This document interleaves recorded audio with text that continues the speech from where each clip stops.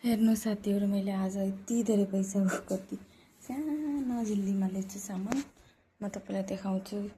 के ल्याएको र कति रुपैयाँको ल्याए मैले भनेर देखाउँछु है तपाईहरुलाई। यो हो च्याउ। यो मेरो ठुलो चाहिँ छोराले अस्ति नैबाट च्याउ खाने भनेर मैले आज ल्याइदिन गएको साथीहरु। अनि फेरि 10 रुपैयाँको धनिया है। अनि यो फेरि धनिया हो। यो हो 50 रुपैयाँको। अनि यो 10 रुपैयाँको धनिया। यति छ यो 10 रुपैयाँको धनिया।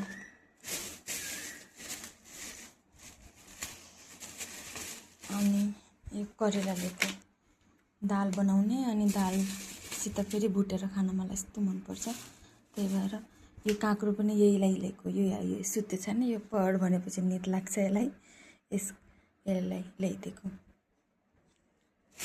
अनि यो एउटा आलु, च्याउ अनि आलु मटर बनाउने भनेर। अनि यो फेरि टमाटर आधा किलो। यति सामान हो।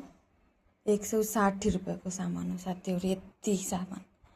अनि कसरी बजाउने, कसरी खाने अनि के गर्ने साथीहरु, यस्तै छ। काम मात्रै छ, पैसा बचाउने राख्ने केही छैन। कति महँगो चीज छन्, केही बचाउनै सकिन्न, यस्तै छ।